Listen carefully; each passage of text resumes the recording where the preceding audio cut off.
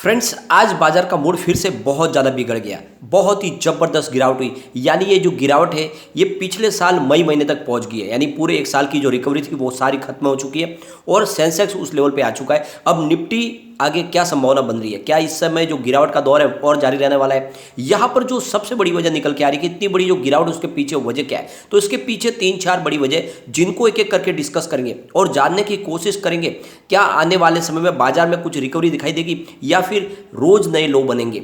क्या इस समय में खरीदारी करनी चाहिए या फिर मार्केट से दूर हो जाना चाहिए। बहुत ही समय ऐसा आ चुका है जब हमें क्विक डिसीजन लेना होगा। इस समय लोगों को बहुत ज़बरदस्त लॉस हो रहा है। लगातार हर शेयर में आपको रेड ही रेड निशान दिखाई देगा, कहीं पर भी कोई पॉजिटिव रिकवरी नहीं दिखाई दे रही है। तो ऐसे में हमें क्या करना चाहिए, यहाँ पे बहुत सारी अपडेट है जिनको एक एक करके डिस्कस करेंगे।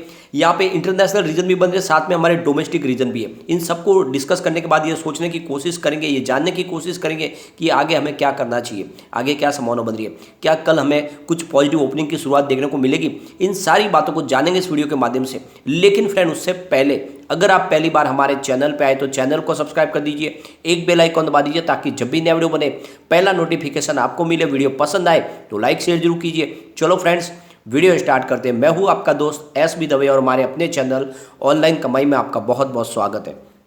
सबसे पहले बीएसई सेंसेक्स की अगर बात करें तो यहाँ पे शुरुआत तो अच्छी हुई थी, यानी 53,018 के स्तर पर शुरुआत थी, पॉजिटिव शुरुआत थी। लेकिन फिर बाजार ने गिरावट जो शुरू की तो वो भयंकर गिरावट हुई। जो क्लोजिंग है वो 51,495 के स्तर पर थी, जहाँ पे 1,045 पॉइंट की हमें गिरावट देखने को मिली, यानी 1.99%, लगभग 2% गिरा बीएसई सेंसेक्स। और इंट्राडे की बात करें तो यहाँ पे लगभग 1500-1600 पॉइंट की बड़ी गिरावट देखने को मिली है। अगर हम निफ्टी 50 की बात करें तो 15,360 के स्तर पर क्लोजिंग रही, जहाँ पे 331 पॉइंट की गिरावट थी, यानी 2.11% निफ्टी 50 गिरा। बहुत ही जबरदस्त गिरावट हुई। और यहाँ पे अगर देखोगे तो निफ्टी के अहम सपोर्ट जो है वो टूटे हैं और इस वजह से यहाँ पे और अब टेंशन शुरू हो चुकी है। यहाँ पे सबसे अच्छी बात यह थी कि इंटरनेशनल मार्केट पॉजिटिव थे, जिसकी वजह से शुरुआत तो हमारी पॉजिटिव हुई, लेकिन उसका असर हमें देखने को नहीं मिला। बाजार दोपहर के बाद में बहुत ज़बरदस्त तरीके से गिरना शुरू हुआ। अगर हम कल डाउ जोन की बात करें तो बड़ी गिरावट के बाद डाउ जोन में कम से कम 1% की तेजी थी। S&P 500 इंडेक्स में लगभग 1.5% की शानदार तेजी। रजल 2000 इंडेक्स की बात करें तो वहाँ भी लगभग 1.36% की तेजी थी। तो ये आप देखोगे नेस्डैक में 2.5% की जबरदस्त तेजी। तो इंटरनेशनल मार्केट बहुत बढ़िया थे, लेकिन उसका भी असर देखने को नहीं मिला। यहाँ पे अगर आप देखोगे तो क्रूड ऑयल में भी अच्छी खासी गिरावट देखने को मिली है, यानी WTI क्रूड फिलहाल 113 पर है, जहाँ पे 1.87% की गिरावट हुई है, यानी लगभग 2% नीचे आया है। ब्रेंट क्रूड भी 116 पर आया, जहाँ पे 1.94% की गिरावट, यानी 2% की गिरावट थी। उसके बावजूद भी बाजार में हमें सेंटीमेंट बिगड़ते हुए दिखाई दिए। इंडियन रुपीज भी फिलहाल 78 के आसपास स्तर पे ही ट्रेड करता हुआ दिखाई दे रहा है। 78.07 की प्राइस है, जब एक काफ़ी दिन से 4-5 दिन से स्टेबल है। वैसे प्राइस तो बहुत ज़्यादा गिरी है लेकिन अभी स्टेबल है। अब यहाँ पे अगर आप देखोगे तो निफ्टी के जो 30 स्टॉक है वो सारे के सारे आज डाउन थे, कहीं पे आपको तेज़ी देखने को नहीं मिलेगी। सिर्फ आपको नेस्ले इंडिया में ही आज तेज़ी देखने को मिलेगी, बाकी सारे के सारे स्टॉक में आपको सिर्फ गिरावट ही गिरावट देगी। तो पूरे 30 इंडेक्स में से एक जो स्टॉक था वो पॉजिटिव था। अगर हम बात करें मिड कैप के स्टॉक की, तो मिड कैप के स्टॉक में अगर आप देखोगे तो यहाँ पर आपको 6 स्टॉक है जो ग्रीन दिखाई देंगे, बाकी सारे के सारे रेड है। और अगर हम यहाँ पे स्मॉल कैप की बात करें तो यहाँ पे आपको लगभग 10 शेयरों में तेज़ी दिखाई देगी, लेकिन बाकी के जितने शेयर हैं वहाँ पर भी गिरावट थी। तो सबसे जो बड़ी गिरावट हुई है वो है निफ्टी के मेन इंडेक्स में, जहाँ पे लार्ज कैप स्टॉक में आज बहुत ही ज़बरदस्त गिरावट हुई।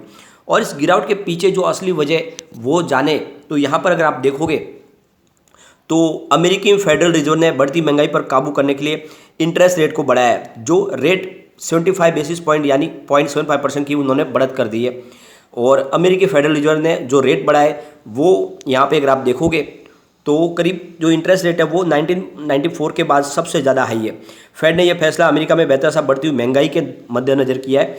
अमेरिका में कंज्यूमर प्राइस इन्फ्लेशन 1981 के बाद सबसे उच्च स्तर पर आ गया, यानी ये 8.6% पर आया। तो आप देखोगे कि ये असर हुआ है। ये सबसे बड़ी बात है कि इंडिया के मार्केट में वो फेड रिजर्व की वजह से हुआ है, जो इन्होंने एकदम प्राइस बहुत ज़्यादा हाइक की है, करीब 0.75% बेसिक पॉइंट की।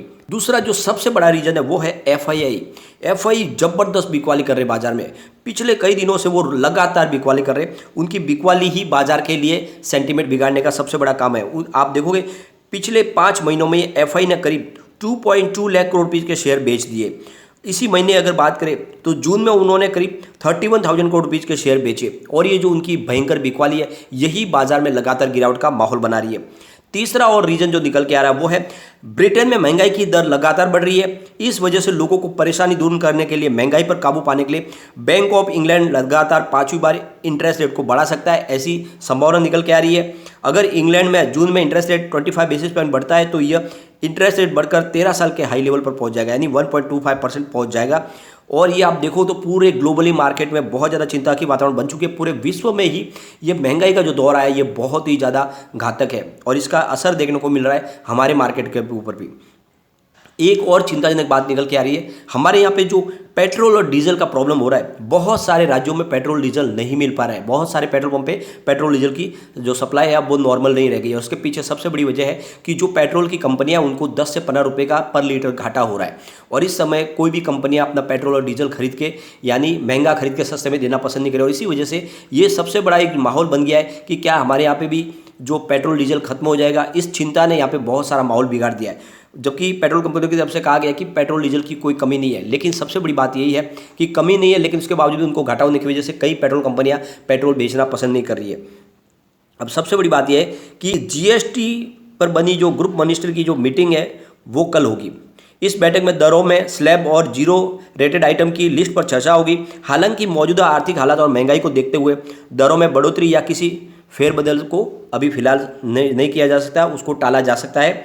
क्या कुछ होगा इसमें बैठक में, इसे तो आने वाले समय में ही पता चलेगा, नहीं कल जब इसकी मीटिंग होगी जिसमें एग्जेप्टेड आइटम्स और मौजूदा स्लैब की समीक्षा होगी। कई आइटम्स मौजूदा एग्जाम्पल लिस्ट है बाहर निकल सकते हैं। यह बैठक कर्नाटक के मुख्यमंत्री की अध्यक्षता में होगी। क्रिप्टो करेंसी के लेन देन पर जीएसटी लग सकता है और अगर आप देखोगे तो यहाँ पे मौजूदा 4 दरों वाली स्लैब में कई फेरबदल का प्रस्ताव भी रखा जा सकता है और कल जीएसटी की जो मीटिंग होगी उसके बाद में ही संभावना होगी कि इसको बाजार क्या रिएक्ट करता है। तो कल इसका हमें इंतजार करना होगा जीएसटी की मीटिंग का। सबसे बड़ी बात है कि कल के कारोबार के लिए बैंक ऑफ इंग्लैंड की पॉलिसी एक्शन का असर भी देखने को मिलेगा। ब्याज दरों में बैंक ऑफ जापान की बैठक भी होगी। उधर वॉशिंगटन में जेरोम पावेल का भाषण भी होने वाला है और जेरोम पावेल कल यूएस डॉलर से जुड़े समारोह में बोलने वाले हैं। कल ही भारत के फॉरेक्स रिजर्व्स, डिपॉजिट ग्रोथ के आंकड़े भी आएंगे।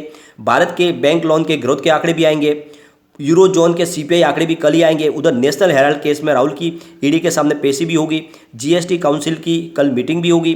फ्री ट्रेड एग्रीमेंट पर यूरोपियन यूनियन की बैठक भी होने वाली है। यानी कल बहुत सारी हलचल होने वाली है और इसका सारा असर है जो मार्केट पे देखने को हमें मिल सकता है। तो आप देखोगे कल हमें इस पर ध्यान देना होगा कि बाजार में क्या संभावना बनती है। वैसे ग्लोबली मार्केट पूरा के पूरे आप देखो तो सेंटीमेंट बिगड़े हुए हैं, इंडिया की बात नहीं है और इसी वजह से हमें इस समय वेट एंड वॉच करना चाहिए। एग्रेसिव खरीदारी से तो बिल्कुल बचे, अच्छे स्टॉक में थोड़ा थोड़ा खरीदारी करें, ज़्यादा ना करें, अपना पोर्टफोलियो हल्का रखें। यहाँ पर सबसे बड़ी बात है कि आर्थिक मामलों के सचिव ने आज अपने एक बयान में कहा है कि महंगाई पर आरबीआई ने पर्याप्त कदम उठाए हैं, ऊंची कीमतें कम करने के लिए उपाय किए जा रहे हैं।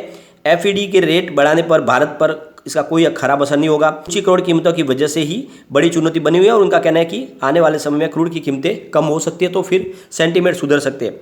तो यहाँ पे अगर आप देखोगे तो सबसे बड़ी बात यह है कि अपने जो रीजन बन रहे हैं वो सबसे बड़ी बात है कि इंटरनेशनल रीजन तो है ही, लेकिन यहाँ पर जो तेल कंपनियों को लॉस हो रहा है उसका भी आगे डर बनने लगा है कि कहीं भयंकर प्राइस बढ़ न जाए पेट्रोल डीजल की और इसी वजह से यहाँ पे चिंता बनने लगी है।